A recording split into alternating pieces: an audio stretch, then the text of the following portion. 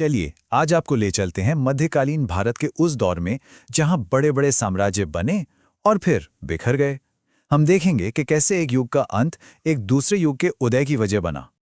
कभी ये सोचा है कि कोई स्वर्ण युग, मतलब एक गोल्डन एज, आखिर खत्म कैसे हो जाता है? और जब सब कुछ बिखर जाता है तो उसकी राख से क्या कुछ नया जन्म लेता है? चलिए आज इन्हीं सवालों के जवाब ढूंढते हैं। तो हमारी कहानी की शुरुआत होती है भारत के एक बहुत ही शानदार दौर के अंत से। एक ऐसा समय जब गुप्त साम्राज्य अपने चरम पर था और फिर अचानक सब कुछ बदल गया। जरा सोचिए, 320 से 550 ईस्वी के बीच का भारत, इसे भारत का स्वर्ण युग कहा जाता था। गुप्त साम्राज्य का वो दौर जब पूरे देश में एक तरह की राजनीतिक एकता थी, शांति थी और कला, विज्ञान और संस्कृति तो बस कमाल की तरक्की कर रहे थे। लेकिन फिर 550 ईस्वी के आसपास ये महान साम्राज्य ताश के पत्तों की तरह ढह गया। पूरा भारत दर्जनों छोटे छोटे राज्यों में बंट गया जो आपस में ही लड़ने झगड़ने लगे। अब देश में कोई एक बड़ी ताकत बची ही नहीं थी। तो जब इतना बड़ा साम्राज्य टूटा तो उसके बाद क्या हुआ? यहीं से हमारी कहानी एक बिल्कुल नया मोड़ लेती है। एक ऐसे भारत का उदय हुआ जो टुकड़ों में बटा हुआ था और जहां हर इलाके में अपनी अपनी ताकतें सिर उठा रही थी। 600 से 1200 ईस्वी के बीच का जो ये समय था ना, इसे हम सामंतवाद का युग कह सकते हैं। अब इसका मतलब क्या है? सीधा सा मतलब ये है कि कोई एक केंद्रीय सत्ता, मतलब दिल्ली में बैठा कोई एक बड़ा राजा नहीं था। असली ताकत तो स्थानीय राजाओं और जमींदारों के हाथों में थी। और देखिए, इस बिखराव का असर सिर्फ राजनीति पर नहीं बल्कि लोगों की आम जिंदगी पर भी पड़ा। जब कोई एक मजबूत शासक नहीं था तो लगातार लड़ाइयां होती रहती थीं। व्यापार लगभग ठप हो गया था और गांव अपनी जरूरतों के लिए आत्मनिर्भर हो गए थे। समाज में जाति व्यवस्था और भी ज्यादा कठोर हो गई और लोगों में क्षेत्रीय पहचान, मतलब कोई बंगाली है, कोई राजस्थानी है, ये भावना मजबूत होने लगी। हाँ, एक अच्छी चीज हुई, क्षेत्रीय मंदिर वास्तुकला में जबरदस्त विकास हुआ। उस दौर में सत्ता कई बड़ी ताकतों में बटी हुई थी, जैसे उत्तर में कन्नौज के वर्धन, दक्षिण में बादामी के चालुक्य और कांची के पल्लव, और पूर्व में बंगाल के पाल। ये सब बड़ी शक्तियां थीं जो एक दूसरे पर हावी होने की कोशिश में लगी रहती थीं। और इसका सबसे बड़ा नतीजा क्या निकला? भारत की ये जो आपसी फूट थी और ये जो लगातार लड़ाइयां चल रही थीं, इन्होंने देश को बाहरी हमलावरों के लिए एक बहुत ही आसान निशाना बना दिया।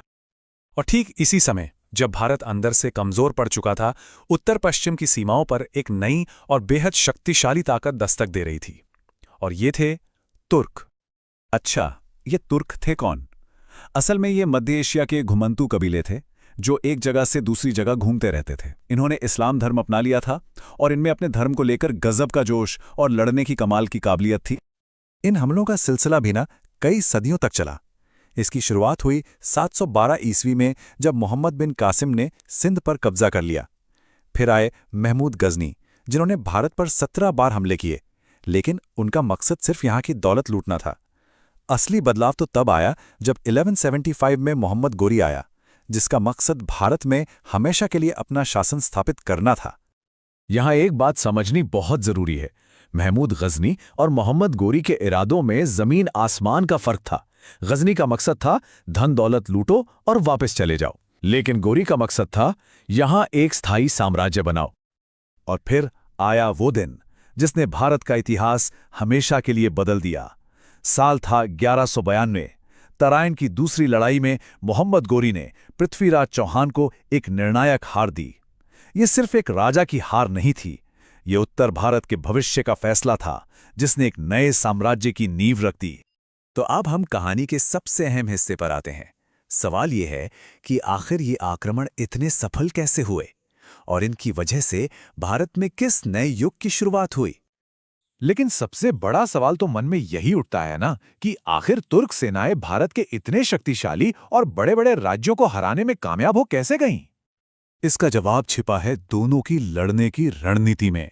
देखिए, भारतीय सेनाएं अपने भारी भरकम और धीमे हाथियों पर बहुत निर्भर थीं। वहीं दूसरी तरफ तुर्कों के पास तेज रफ्तार घोड़े थे जिन पर वो माहिर थे। इसके अलावा भारतीय राजा आपस में ही बटे हुए थे, जबकि तुर्क सेना एक कमान के नीचे एकजुट होकर लड़ती थी और उनके हथियार और रणनीति भी बेहतर थे। तो अगर हम इसे समेटें तो तुर्कों की जीत के पीछे कुछ बड़ी वजहें थी। एक, भारतीय राज्यों में राजनीतिक एकता की कमी।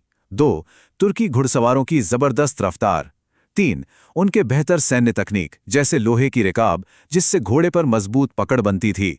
और 4. उनकी एकजुट सैन्य कमान और रणनीति। और इन सब का नतीजा क्या निकला? नतीजा सामने आया साल 1206 में। यही वो साल था जब दिल्ली सल्तनत की नींव रखी गई और भारत में राजनीति का एक बिल्कुल नया दौर शुरू हो गया। इन हमलों का असर बहुत गहरा और लंबे समय तक रहने वाला था। पहला, राजनीतिक बदलाव। राजपूतों का प्रभुत्व खत्म हुआ और दिल्ली सल्तनत का जन्म हुआ। दूसरा, सांस्कृतिक मेलजोल। फारसी भाषा आई और इमारतों में गुंबद, मेहराब और मीनारें जैसी नई चीजें दिखने लगीं। और तीसरा, सामाजिक संगम। एक बिल्कुल अनोखी इंडो इस्लामिक संस्कृति की नींव रखी गई।